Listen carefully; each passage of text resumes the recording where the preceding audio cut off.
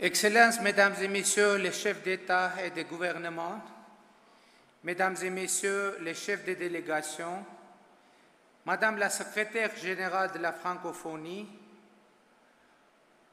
Votre Sainteté, Madame la directrice générale de l'UNESCO, Monsieur le secrétaire général de l'Organisation des États américains, Excellences, distingués invités, Mesdames et Messieurs, je voudrais tout d'abord vous dire la peine immense que m'envahit à ce moment en pensant à Charles Aznavour, cette personnalité si chère dans nos cœurs qui nous a quittés le 1er octobre dernier. Ce grand homme de culture, cet ambassadeur de la langue française, 100% arménien, mais 100% aussi français, comme il aimait à le dire, aurait tellement aimé être à nos côtés aujourd'hui pour marquer sa proximité avec les deux pays qu'il aimait et auxquels il était profondément attaché, la France et l'Arménie. Pour célébrer aussi la francophonie qu'il a servi tout au long de sa vie, ces chefs-d'œuvre de la chanson française qui ont bercé déjà bien des générations en berceront bien d'autres encore et resteront pour longtemps dans nos mémoires. Nous le pleurons car nous l'aimons.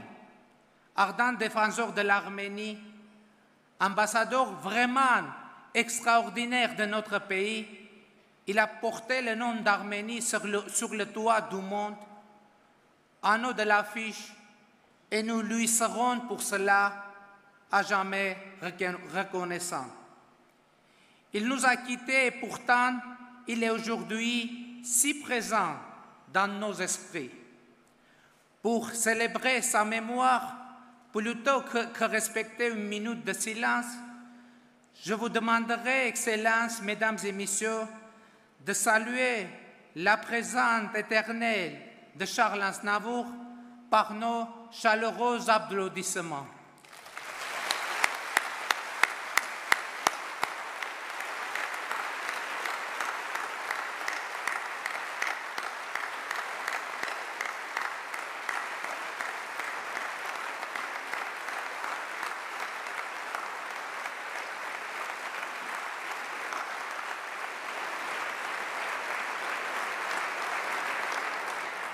Je vous remercie. Excellences, Mesdames et Messieurs, c'est pour moi et pour la nation arménienne tout entière un grand plaisir de vous accueillir ici à Yerevan à l'occasion de la 17e conférence des chefs d'État et de gouvernement ayant le français en partage. Je vous souhaite Bari Galust Hayastan, bienvenue en cette terre d'Arménie.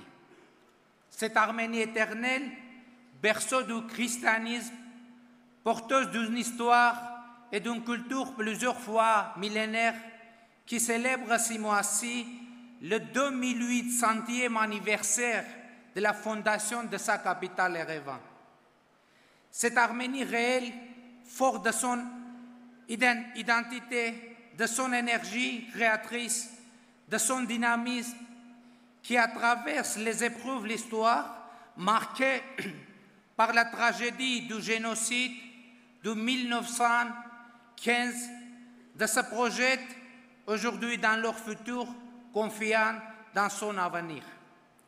Cette Arménie nouvelle, animée par les valeurs de la révolution de velours, ce mouvement civique et démocratique, porté par les jeunes et les femmes arméniennes, qui ont su partager avec toute la population du pays leur volonté de vivre ensemble dans une société libre, juste et solidaire. Excellences, Mesdames et Messieurs, je voudrais aujourd'hui redire combien nous sommes honorés pour la confiance qui nous est faite d'organiser ce sommet en Arménie.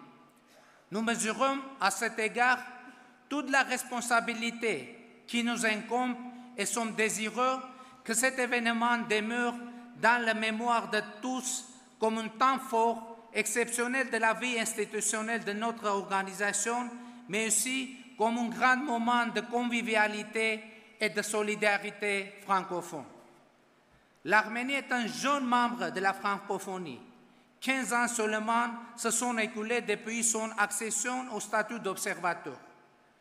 Son ferme engagement en faveur de la diversité culturelle et linguistique, de la langue française et des valeurs fondamentales de la francophonie n'est plus à démontrer. Son contribution et son apport aux travaux et activités de nos instances, au même titre que sa volonté de faire rayonner la francophonie dans cette région, ont certainement valeur d'exemple et attestent la relation forte qui est nouée entre l'Arménie et la francophonie. L'Arménie tire une grande fierté de son appartenance à la francophonie, ce vaste espace de coopération, de dialogue et d'échange qui réunit dans le respect de leur diversité et dans une approche de solidarité ces États et gouvernements membres autour des valeurs de paix, de démocratie et de respect des droits de l'homme. Nous restons tout profondément attachés à la nature de ces liens qui définissent si bien le vivre ensemble en francophonie. Ils constituent ce bien commun, une richesse qu'il nous importe à tout prix de préserver, une chance pour tout l'espace francophone. C'est toute la signification de la thématique que l'Arménie a proposée et sur laquelle nos travaux porteront. Vivre ensemble dans la solidarité, le partage de valeurs humanistes et le respect de la diversité, source de paix et de prospérité pour l'espace francophonie. La mise en lumière du vivre ensemble doit aussi être considérée dans le contexte de la montée des populismes et des extrémismes. Face à la propagation de discours de haine et à la persistance des manifestations d'intolérance, nous avons l'obligation morale d'opposer la force des valeurs et principes qui régissent le vivre ensemble et de nous mobiliser pour les mettre en œuvre. Nous devons en effet continuer à nous investir sans relâche pour répondre aux aspirations de tous à un développement humain juste et durable.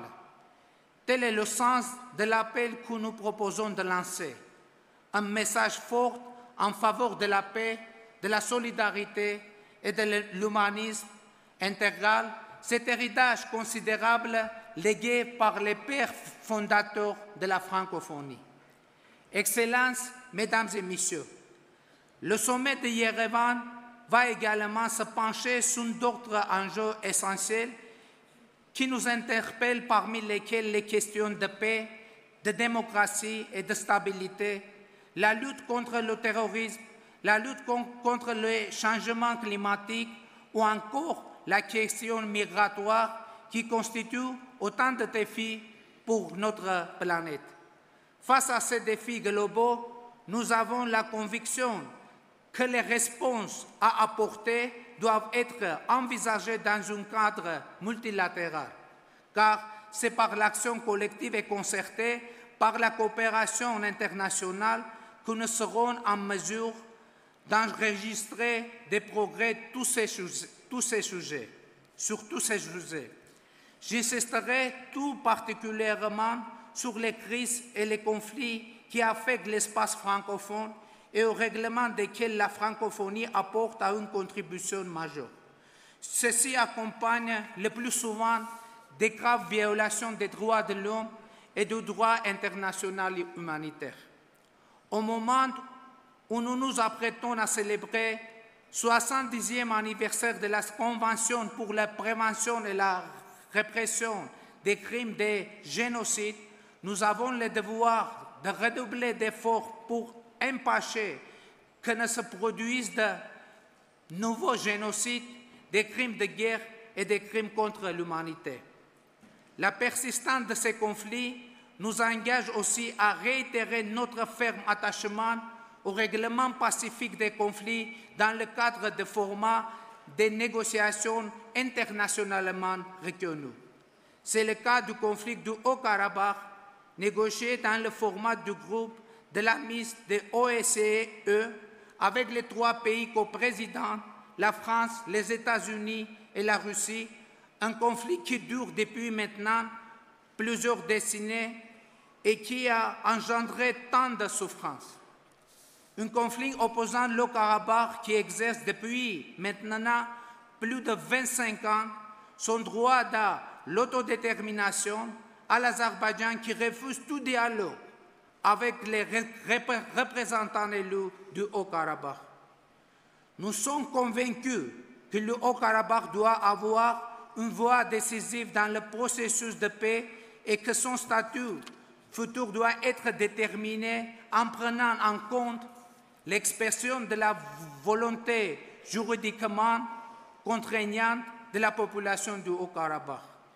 De même, la question de la sécurité, une valeur existentielle pour la population du Haut-Karabakh.